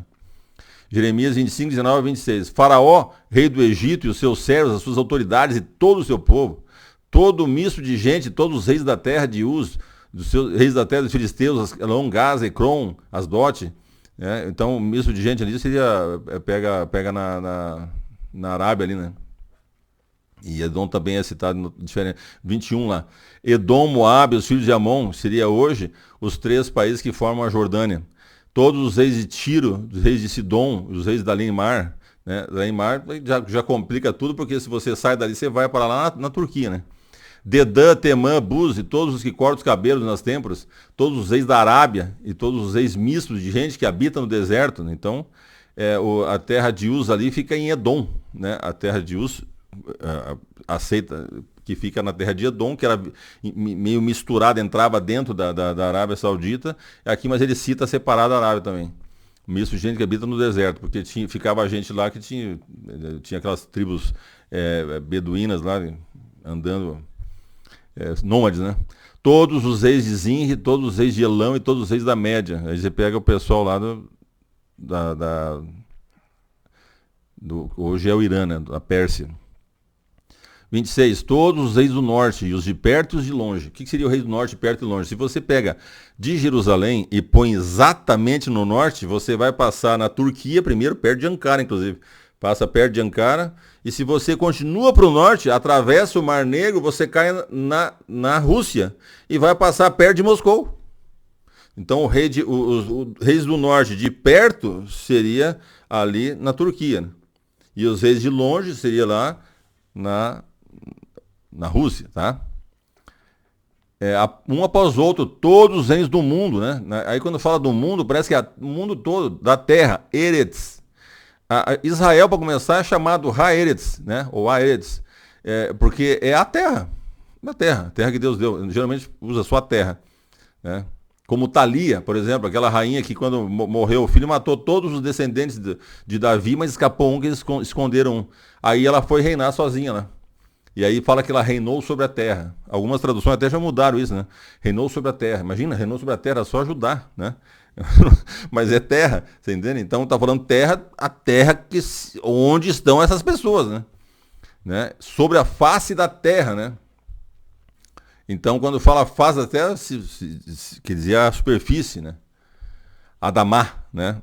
Que é a superfície da terra. É uma terra específica, ou qualquer lugar que seja. Pode ser um país, uma terra, uma parte de um país, enfim. E depois de todos eles, o rei da Babilônia. O rei da Babilônia seria o que tinha começado a encabeçou o negócio e vai acabar o nome dele no último, né? Ele começava lá na Babilônia, primeiro a perseguir, no sonho de Nabucodonosor, o primeiro a perseguir Israel. Aí ele acaba no último sendo a Babilônia espiritual e tendo que a Babilônia moderna, que seria ali em Meca, né? É interessante. Mas veja que você vai e acaba no mesmo lugar desses povos. Onde estão esses povos hoje? Só ler mais 2 versos aqui, o 26. Eu comparei aqui, só para vocês terem uma ideia. Todos os reis do norte e os de perto e de longe, uma após outra, todos os reinos do mundo sobre a face da terra. Aí vamos ver na outra versão aqui, Bíblia de Jerusalém, a todos os reis do norte, próximo e distante, um depois do outro, e todos os reis que estão sobre a terra. Só isso. Que terra? A terra que está sendo circunscrita àqueles acontecimentos, entende? Então fica diferente, os reis estão sobre a terra. Não são todos os reis sobre o planeta, né? Lá, mundo parece que é o planeta, mas é a tradução que dá essa diferença, né? Grita, tá? Então vamos pegar aqui Jeremias 25, 30 a 33. aqui embaixo agora. Você, Jeremias, profetize contra todas essas palavras e diga: o Senhor lá do alto rugirá e da sua morada fará ouvir a sua voz. Rugirá fortemente contra o seu povo, com brados, com todos os moradores da terra e tal, com o eia, dos que pisam as uvas, né? E o estrondo chegará aos confins da terra, porque o Senhor tem uma controvérsia com as nações, entrará em juízo contra toda a humanidade. Sarx, em hebraico seria bazar, né? Bazar, porque não é baçar, é bazar. É carne, toda a carne. Todas as pessoas que estiverem envolvidas nisso. E entregará aos ímpios a espada do Senhor. Assim diz o Senhor dos Exércitos: eis que a calamidade passa de nação para nação, grande tempestade se levando dos confins da terra. Os que o Senhor entregar à morte naquele dia se estenderão de uma extremidade a outra da terra. Não serão pranteados, nem recolhidos, nem sepultados. Serão como esterco sobre a face da terra. Por isso que você vai lá depois adorar a Deus em Jerusalém, e quando você sai, lá lembra em Isaías 66? De uma lua nova a outra e de um sábado ao outro, todos virão adorar perante mim, diz o Senhor. E quando eles saírem, próximo verso, quando eles saírem, eles verão o cadáver daqueles que se rebelaram contra mim. São todos os povos que vieram contra Israel. Tá lá. É esse o problema. Eles vão vir de todos os lugares, aqueles povos que vêm contra vão ficar estendidos e mortos lá, vão levar 7 meses depois, vão estar enterrando ainda. Vem um pessoal especial para enterrar o resto. Ou seja, aqui no Jerusalém fala: o estrondo chegará até os confins da terra, porque Yahvé entra no processo com as nações, julga toda a carne, os ímpios os entregará a espada, oráculo de Yahvé. Acabou. Não tem aquela coisa que parece que é toda a humanidade. Tá? Tem que tirar isso, porque isso raramente é toda a humanidade. Tem um estudo só disso, né? Em cima só de texto profético. Daí não tem dúvida. Mas não é, no caso, até hoje não deu certo de fazer o estudo ainda.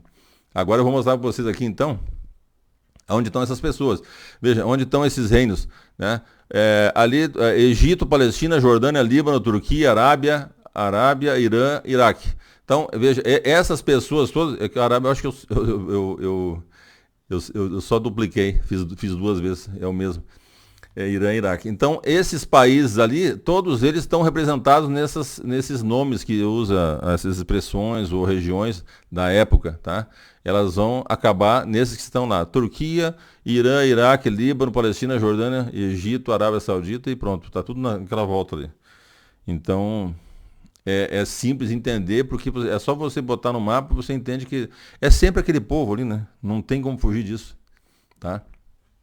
Existem várias, nas profecias no Velho Testamento também, tem várias listas, certo? Em que Deus começa a falar que vai destruir e tal, tem uma lista, né? Então, eu peguei uma lista aqui, só para a gente ter uma ideia. Veja: Egito, Palestina, Moabe, Amon, Edom, Síria, Arábia, Elão, seria restaurar, botou uma aqui de restaurar em vez de atacar, e aí 8, Babilônia. Então, veja, Edom, Arábia e Babilônia é a mesma coisa. Porque isso aqui é no fim, né? Quando você pega lá, então Edom vai representar a Arábia, Arábia é Arábia e Babilônia é a Arábia também, porque fica lá, né? A Meca fica lá, tá certo? É muito interessante. Então, aqui, ó, só pra gente entender, Meca fica aqui perto do Mar Vermelho, tá? Mais ou menos no meio na altura do meio da Península Arábica, ali encostado perto do Mar Vermelho. Então ali é a Arábia Saudita e lá em cima é o Irã. E quem vai atacar? O Irã. Elão, né? A Média, tá lá. Tá? Eles vão atacar. Eles só têm que atravessar o Iraque ali, na Mesopotâmia. Na Mesopotâmia é onde tem o rio Eufrates, né? E o rio Tigre e o rio Eufrates. No meio é Mesopotamos, no meio dos rios, no meio do mar, ou rios, né? Então, aquela região no meio dos rios, ela é o que a gente chama de Mesopotâmia, uma região fértil. Então, ela pertence hoje ao Iraque, né? Mas tem 2 profecias, né? Eu acho que uma está nas pragas e a outra, não sei se está sete trombeta, na sexta trombeta, esqueci agora, porque não é o assunto agora. Mas, enfim, essas profecias, uma fala que vai secar o rio para a passagem dos reis do Oriente, né, para poder fazer o ataque, e a outra diz que vai soltar os 4 anjos que estão presos ali naquela região, né, que vão acabar com uma terça parte dos, como é que se diz? Das nações, né? Eu acho que é a nação ou das pessoas, eu não lembro agora. Enfim, é só uma profecia, só para a gente ver que ali realmente está envolvido essa confusão toda, porque ali tem 4 anjos, e quando soltarem os ventos vai matar uma terça parte. Tá? E depois ali vai secar para eles passarem, para destruir. Então é exatamente onde está a seta amarela, o trajeto que eles vão fazer para destruir. Basicamente esse é o ataque que está profetizado, né? Então Jeremias aqui embaixo, 46, 2, 10, 24, 26, fala lá no verso 2. A respeito do Egito contra o exército de Faraó Neco, rei do Egito, o exército que estava junto ao rio Eufrates, em Carquemes, e que foi derrotado por Nabucodonosor, rei da Babilônia, no 4º ano do reinado de Joaquim, filho de Josias, rei de Judá. Então esse evento que aconteceu quando o Egito foi atacar lá em Carquemes, ali perto da Mesopotâmia, o Nabucodonosor, eles tomaram uma derrota, certo? Então isso é exatamente o que vai acontecer no começo da grande tribulação. Eles vão lá, apanham, e aí vem para cá, destrói, aí desce. Eles descem, começa a guerra, quem começa é o Egito, né? Por incrível que pareça. Tá? 10. Porque esse dia é o dia do Senhor. O dia do Senhor é o dia que precede a volta dele. É quando ele vem e age diretamente ali, como agiu para tirar o povo de Israel do Egito. Né? E aí vem a volta. Então, o dia do Senhor, o Senhor dos Exércitos, dia de vingança contra os seus adversários. A espada os devorará, ficará saciada e embriagada com o sangue deles. Porque o Senhor dos Exércitos, tem um sacrifício na terra do norte, junto ao rio Eufrates. Essa terra do norte vai ser quando o Egito subir lá e ser um sacrifício, porque vão destruir tudo. E vão descer para o Egito e arrebentar lá. A filha do Egito está envergonhada, foi entregue nas mãos do povo do norte. Está aqui, ó, a descrição perfeita, né? Eu os entregarei nas mãos dos que querem matá-los, mas não nas mãos de Nabucodonosor, rei da Babilônia, e nas mãos de seus servos. Porém, mais tarde voltará a ser habitada como nos dias antigos, diz o Senhor. Ou seja, eles não botei todos os textos aqui, né? Mas eles têm descrito que eles foram levados para fora, depois eles voltaram para lá. Mas nunca aconteceu isso. Isso vai acontecer só no fim, né? Ele é símbolo. O que aconteceu naquela época é um tipo do que vai acontecer no começo da grande tribulação, primeira batalha. Certo? Então, aqui embaixo de novo, a respeito de Edom, assim diz o Senhor dos Exércitos: por acaso não existe mais sabedoria em Temã? Será que pereceu o conselho dos sábios? Desvaneceu a sabedoria deles? Fujam, volte, encontre-se em cavernas, ó moradores de Dedã, porque eu trarei sobre eles a ruína de Esaú, o tempo do seu castigo, como da destruição de Sodoma e Gomorra e das suas cidades vizinhas, diz o Senhor. Assim habitará ninguém ali, nem morará nele homem algum. A terra tremerá com o estrondo da sua queda. Veja a catástrofe, certo? Vai ser como Sodoma e Gomorra, desceu fogo. Então, e os seus gritos em amarelo, e os seus gritos serão ouvidos até o Mar Vermelho. É isso que eu queria mostrar. Vou mostrar aquela imagem, essa aqui, né? Então, veja, até o Mar Vermelho. O som se propaga a 340 metros por segundo, tá? E cai no quadrado da distância, né? Na proporção do quadrado da distância. Então, uns 3 minutos e meio, um pouquinho, um segundinho a mais, vai dar o tempo para o som chegar no Mar Vermelho. Esse é o mapa, certo? Então, se você tem aqui Meca, onde está escrito Mar Vermelho, ali é bem perto onde está Meca. No meio do Mar Vermelho, né, de cima a baixo, no meio ali está escrito Mar Vermelho, para a pessoa saber no mapa. Então, perto ali onde está o vermelho, vai estar Meca. Então, quando eles destruírem, quem estiver passando, porque aqui tem o canal de Suez lá, né? O canal de Suez, o Golfo de Suez, aí no Mar Vermelho, passa beirando aqui a Arábia Saudita, os navios, certo? São 40 navios por dia em média. Tá? Então, quando eu olhei isso, né, já faz algum tempo, talvez tenha mais, não sei como é que está. Mas você passa ali 40 por dia. São navios enormes, né? Então eles vão ouvir os gritos no Mar Vermelho da destruição, porque eles estão ali a 70 quilômetros, né?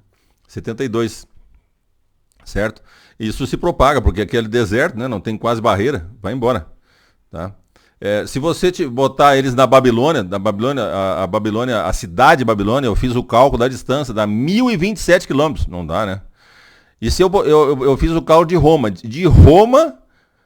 para ouvir no Mar Vermelho, você teria 2.638 quilômetros. Então, pessoal, vou dizer para vocês, é Meca, certo? É Meca, 72 quilômetros, dá para você ouvir, né? Porque vai ter ali 2 milhões antes de começar a pandemia. A última vez que teve o Hajj, foram 2 milhões e meio de pessoas. Tem mais de 1 milhão e 600 e poucos habitantes ali, mas vamos botar 1,5, né? Para a gente juntar, dá 4 milhões só entre os do Hajj e os habitantes daquela cidade, mas a volta é cheia de gente. Então, quando for destruído, provavelmente pegue todo aquele entorno. Mas 4 milhões de pessoas, né? Uma pessoa, o som mais alto emitido por um grito, uma pessoa, foi 129 decibéis, é muita coisa, é um show de rock. Aí, se você botar 4 milhões de pessoas gritando, que seja 120, nossa, não tem como. Não tem como, vão ouvir os gritos lá no Mar Vermelho, tá? Mas tem que ser Meca, lógico, senão fica complicado. E Gênesis, só para a gente entender ali que a última frase lá embaixo, quando Abraão separou os outros filhos de Isaac, para não dar confusão, pegou os outros filhos e enviando-os para a terra do Oriente. A terra do Oriente se referia ali onde estava a Península Arábica, tá? É o deserto ali, tá bom?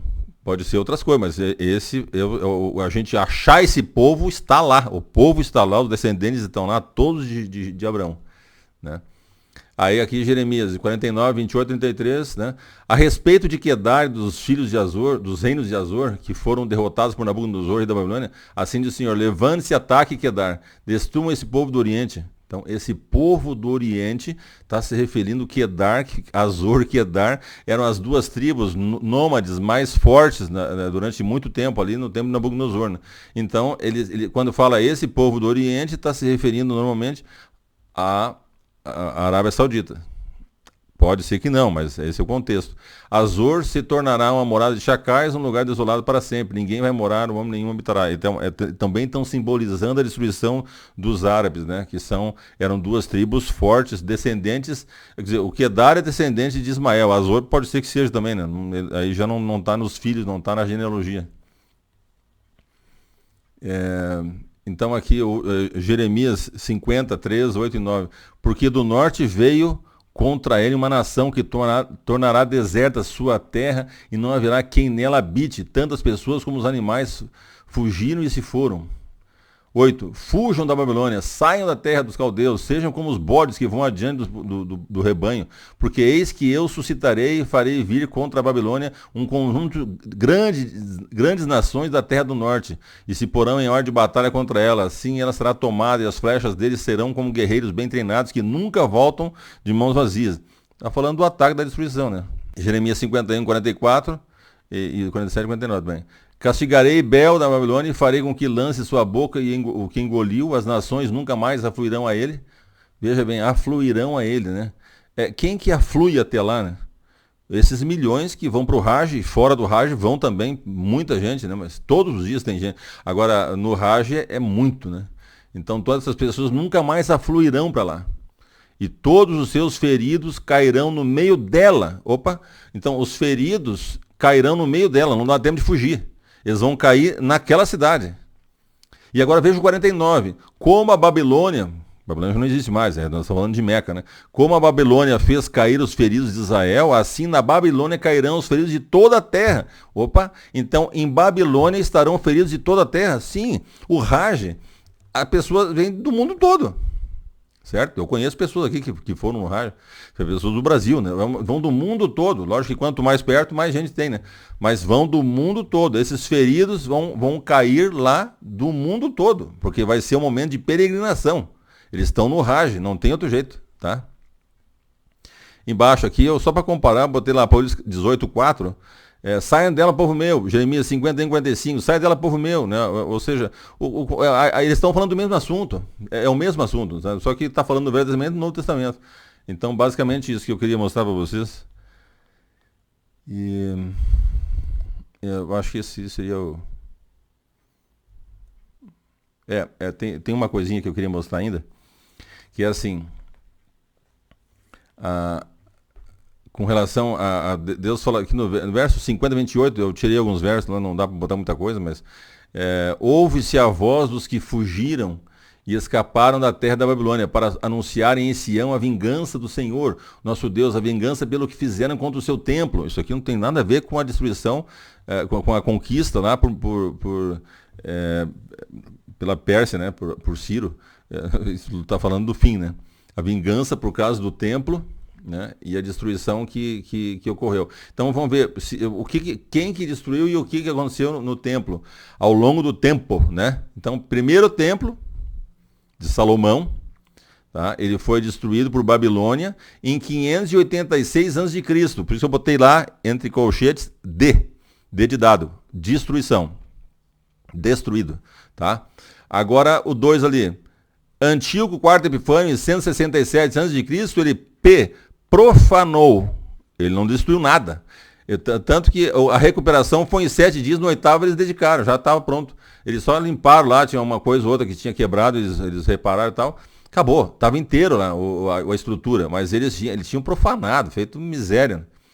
Então ele profanou em 167 a.C., tá?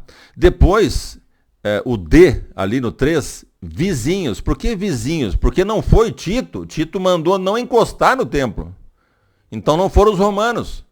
Foram os vizinhos de Israel que eram soldados. Tanto soldados que os romanos recrutavam e botavam no exército, quanto os que vieram voluntários. Muitos, milhares de voluntários. Eles destruíram. Contra a ordem de Tito. Tito, quando ficou sabendo que avisaram, ele entrou lá no meio, quase que morreu junto.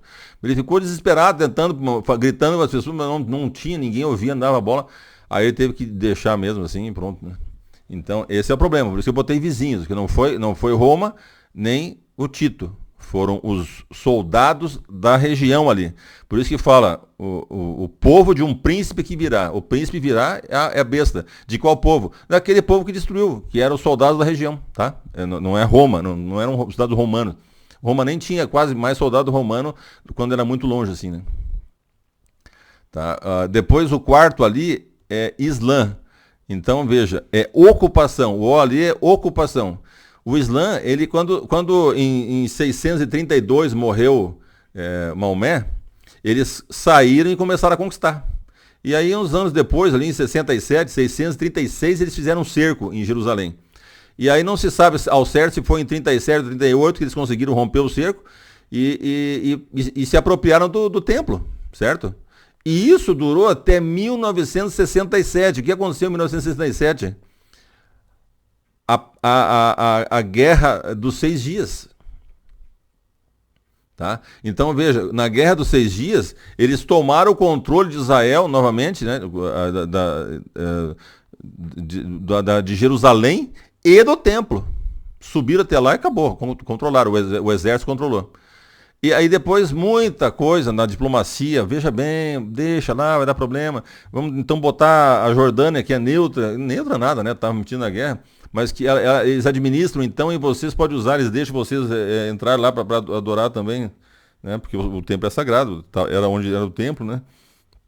E aí Israel cedeu. Mas na prática eles deixam? Não. Faz bastante tempo já que não deixam. Certo? Na prática não deixam. Raramente autoriza uma pessoa para ir lá fazer uma filmagem, alguma coisa. É bem raro. Então, eles ocuparam de 637 ou 38 depois de Cristo, né, mais de quase 1.500 anos, até 1967, tá? 1.300 e poucos anos, quase 1.400, tá? Eles ocuparam. E não era deles, eles ocuparam. E até hoje estão lá, a Jordânia administrando e criando problema e não deixando os judeus chegar. Então está até hoje o ranço. Tá? Depois o 5, novamente Islã. Islã, só que agora é a besta. A besta está no futuro. GT é grande tribulação. Então na grande tribulação a besta vai lá e vai profanar. Por isso que é P. Profanar novamente. Assim como foi Antíoco Epifânio IV. Por isso que Antíoco Epifânio IV, ele é um tipo O que a besta vai fazer, que está descrito, é praticamente igual ao que o antigo fone quarto fez naquele tempo. Então ele tornou-se um tipo do que vai acontecer no final. Tá? É esse o problema. Então aqui está o resumo do que aconteceu com o templo e todas as confusões aí. Tá? Eu acho que tem um pedaço aqui, pessoal, eu até ia tirar fora, mas é muito interessante para a gente ter uma noção, e eu fiquei na dúvida se falava ou não, mas eu vou falar, se ficar muito grande eu corto fora, não importa. Veja, esse é um trecho que dá uma descrição vívida do que vai acontecer nessa invasão e como é que vai ser. É muito interessante. Zacarias tem umas coisas muito interessantes. Tá? Zacarias 12, 3, a última parte, e o 9. E daí depois Zacarias 14, aí até o 8. Vamos ler aqui embaixo então, agora. Todas as nações da terra se ajuntarão contra ela. Ou seja, as nações da terra que está dominada pela besta e pelo Islã. Naquele dia procurarei destruir todas as nações que vierem contra Jerusalém. Não são todas as nações da terra, as que vierem contra Jerusalém. Zacarias 14 e depois o 13 e o 8 também. Eis que vem o dia do Senhor. O dia do Senhor é a volta de Cristo, certo? E a ação dele na história, um pouco antes da vinda, né? Um pouquinho antes da vinda, precede a ação já meio visível dele, muito poderosa, e daí a vinda. Eis que vem o dia do Senhor, em que o seu despojo será repartido dentro de você, ó Jerusalém.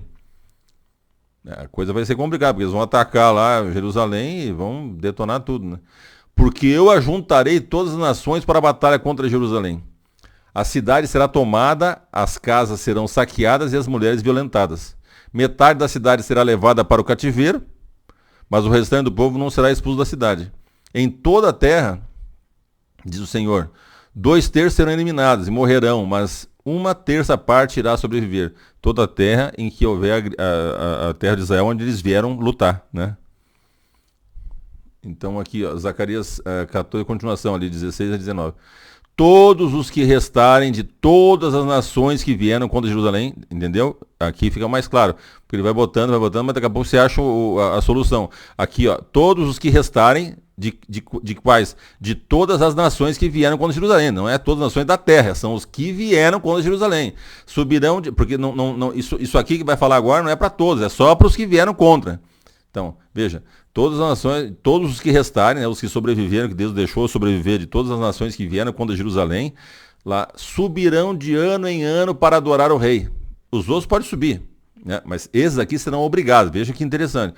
O Senhor dos Exércitos, né, eles vinham adorar o rei, o Senhor dos Exércitos, para celebrar a festa dos tabernáculos, que é oferecer a Deus, reconhecer a bênção do alimento, enfim. Se algum dos povos da terra não subir a Jerusalém para adorar o rei, o Senhor dos Exércitos, esse povo ficará sem chuva. Os povos que vieram contra, tá? Se os egípcios não subirem, agora eu uso um exemplo egípcio. Se os egípcios não subirem, nem vierem, ficarão sem chuva.